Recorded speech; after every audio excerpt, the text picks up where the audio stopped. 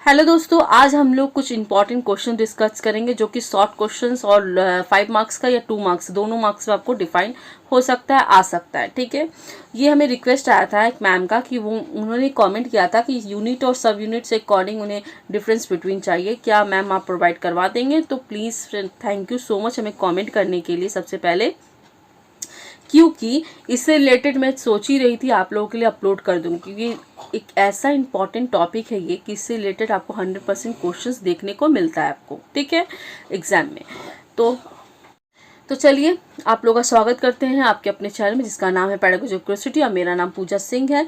तो please content useful लगता है तो लाइक और सब्सक्राइब ज़रूर कीजिएगा और साथ ही साथ चैनल को शेयर भी कर दीजिएगा ताकि आपका भला हो तो और 2-4 का भला हो जाए। ओके, तो चलिए टाइम वेस्ट ना करते हुए सबसे पहले देखिए डिफरेंस बिटवीन यूनिट एंड सब यूनिट को डिस्कस करेंगे, उसके बाद डिफाइन यूनिट एंड सब यूनिट का डेफिनेशन को डिस्कस करेंगे। ठीक है, ये दोनों से क्वेश्चंस पूछा जाता है। अब देखिए यूनिट एंड सब यूनिट का ये डिफरेंस बिटवीन देख लेते हैं आगे।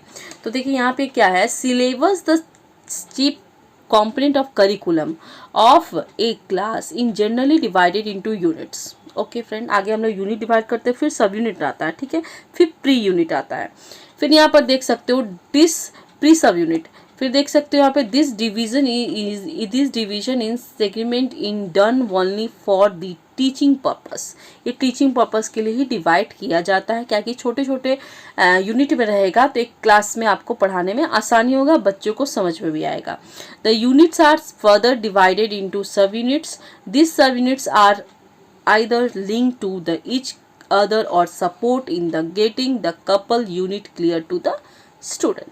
सब यूनिट क्या करेगा, डिवाइड कर देगा, ताकि किस लिए, ताकि बच्चों को क्लियर समझने के लिए। ठीक है, ये तो ऑलरेडी हम लोग को जाना हुआ है कि यूनिट को हम लोग सब यूनिट में क्यों डिवाइड करते हैं, ताकि छोटे छोटे टॉपिक को हम आराम से क्लास में 35 या 45 मिनट के क्लास में पढ़ा सके और बच्चों को अच्छे से समझा सके। इसीलिए हम यूनिट को क्या करते हैं, सब यूनिट में तोड़ते हैं।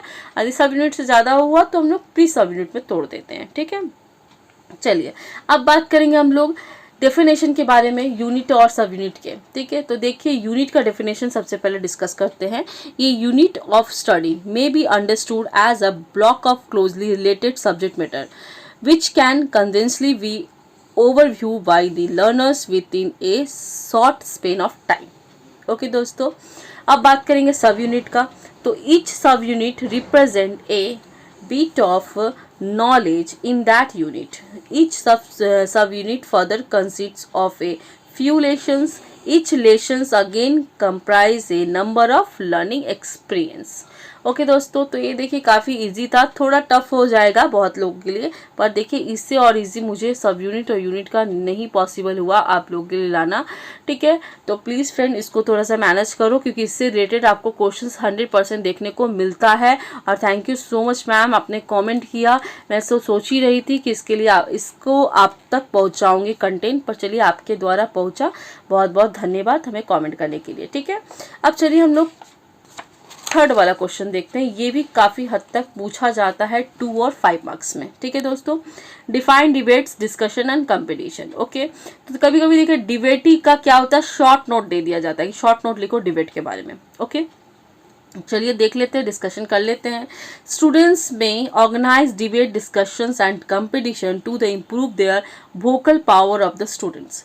It also help in enriching their ideas to preside over such function। it is desirable to invite some specialists from different fields in your subject। यहाँ पर अपना सब्जेक्ट का नाम यहाँ पे देना, कॉमर्स हो कॉमर्स, एजुकेशन हो एजुकेशन, हिस्ट्री हो हिस्ट्री, अदर जो भी सब्जेक्ट हो यहाँ पर अपना सब्जेक्ट का नाम दे देना। सच एज देख लो commerce, education, history, geography etcetera.